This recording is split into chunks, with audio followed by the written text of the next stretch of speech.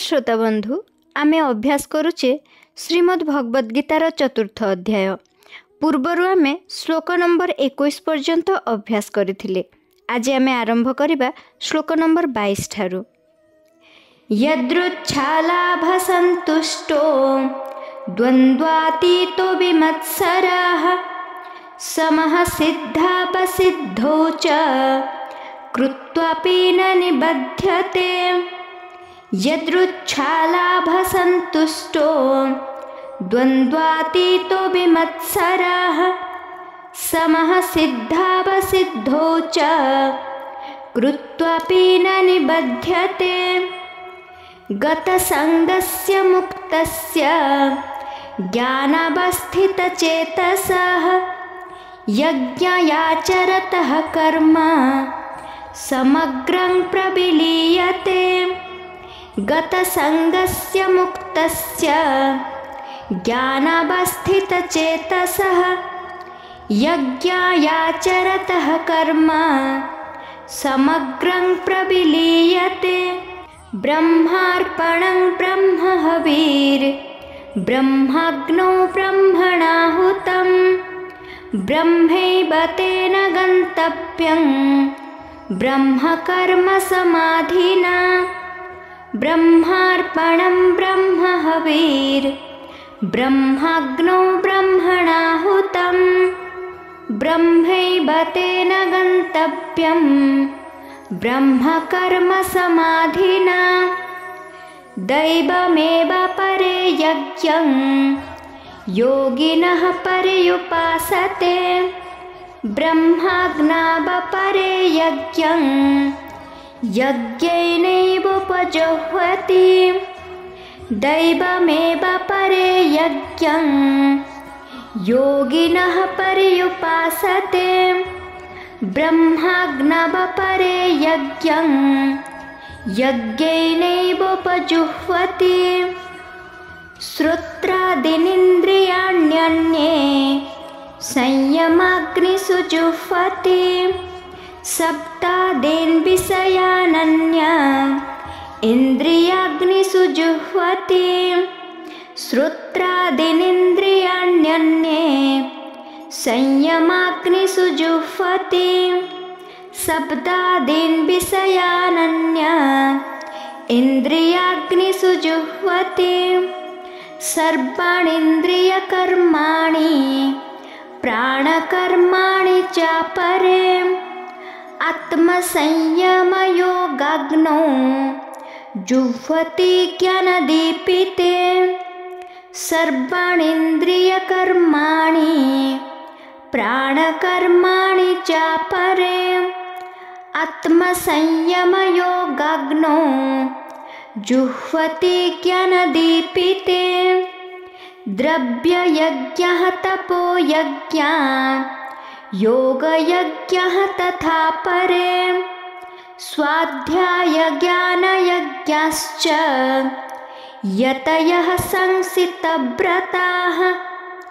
द्रव्ययज्ञः तपोयज्ञः योगयज्ञः तथा परे स्वाध्यायज्ञानयज्ञश्च यतयः संसितव्रताः। अपाने जुह्वति प्राणं प्राणे पानं तथा परे प्राणपानगतिरुद्ध्वा प्राणायामपरायणाः। अपाने जुह्वति प्राणं प्राणे पानं तथा परे प्राणपानगतिरुद्ध्वा प्राणायामपरायणाः। अपरे नियताहारः प्राणान् प्राणेषु जुह्वति सर्वेप्येते यज्ञविदो यज्ञक्षपितकल्मषाः। अपरे नियताहारः प्राणान् प्राणेषु जुह्वति सर्वेप्येते यज्ञविदो यज्ञक्षपितकल्मषाः। यज्ञशिष्टामृतभुजो यान्ति ब्रह्म सनातनं न्यायं लोकस्त्ययज्ञस्य कुतोऽन्यः कुरु सत्तमा यज्ञशिष्टमृतभुजो यान्ति ब्रह्म सनातनं न्यायं लोकस्त्ययज्ञस्य कुतोऽन्यः कुरु सत्तमा एवं बहुविधा यज्ञा वितता ब्रह्मणो मुखे कर्मजान् विद्धितान् सर्वान् एवं ज्ञात्वा विमुक्षसे एवं बहुविधा यज्ञा वितता ब्रह्मणो मुखे कर्मजान् विद्धितान् सर्वान् एवं ज्ञात्वा विमुक्षसे श्रेयान् द्रव्यं यदा यज्ञाज् ज्ञानयज्ञः परन्तप सर्वं कर्मखिलं पार्थ ज्ञाने परिसमाप्यते श्रेयान् द्रव्यम् अयाद् यज्ञाज् ज्ञानयज्ञः परन्तप सर्वं कर्मखिलं पार्थ ज्ञाने परिसमाप्यते तद्विद्धि प्रणिपातेन परिप्रश्नेन सेवया उपदेक्षन्ति ते ज्ञानं ज्ञानिनस्तत्त्वदर्शिनः तद्विद्धि प्रणिपातेन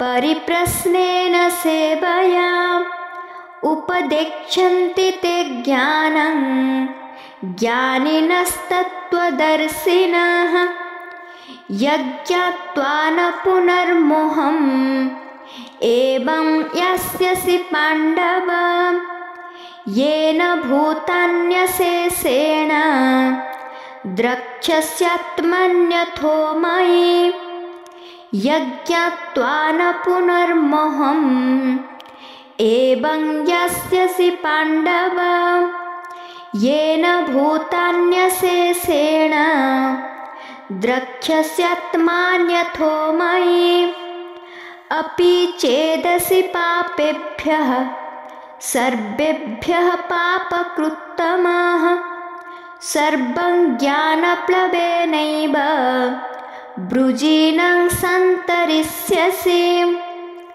अपि चेदसि पापेभ्यः सर्वेभ्यः पापकृत्तमः सर्वं ज्ञानप्लवेनैव वृजिनं सन्तरिष्यसि यथोधांसि समिद्धोऽग्निर्भस्मसात् कुरुतेऽर्जुन ज्ञानाग्निः सर्वकर्माणि भस्मसात् कुरुते तथा यथैधांसि समिद्धोऽग्निर्भस्मसात् कुरुतेऽर्जुन ज्ञानाग्निः सर्वकर्माणि भस्मसात् कुरुते तथा न हि ज्ञानेन सदृशं पवित्रमिह विद्यते तत्स्वयं योगसंसिद्धः कालेनात्मनि विन्दति न हि ज्ञानेन सदृशं पवित्रमिह विद्यते तत्स्वयं योगसंसिद्धः कालेनात्मनि विन्दति श्रद्धावान् लभते ज्ञानं तत्परः संयतेन्द्रियः ज्ञानं लब्ध्वा परा शान्तिम् अचिरेणाधिगच्छति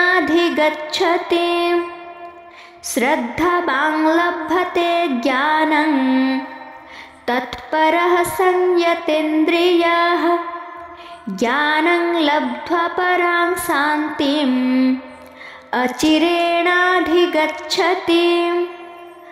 अज्ञश्चात् श्रद्धधानश्च संशयात्मा विनश्यति न्यायं लोकस्ति न परो न सुखं संशयात्मनः अज्ञश्च श्रद्धधानश्च संशयात्मा विनश्यति न्यायं लोकस्ति नो परो न सुखं संशयात्मनः योगसन्न्यस्तकर्माणं ज्ञानसञ्छिन्नसंशयम् आत्मबन्तं न कर्माणि निबध्नन्ति धनञ्जय योगसन्न्यस्तकर्माणं ज्ञानसञ्छिन्नसंशयम् आत्मबन्तं न कर्माणि निबध्नन्ति धनञ्जय तस्मात् अज्ञानसम्भूतं हृत्स्थं ज्ञानसिनात्मनः चित्त्वैनं संशयं योगम् आतिष्ठोत्तिष्ठ भारत तस्मात् अज्ञानसम्भूतं हृत्स्थं ज्ञानसिनात्मनः चित्त्वैनं संशयं योगम् आतिष्ठोत्तिष्ठ भारत।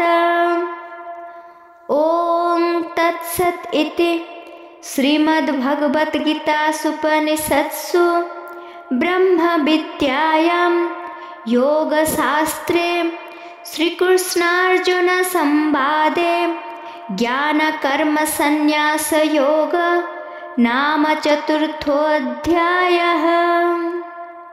धन्यवाद। राधे राधे।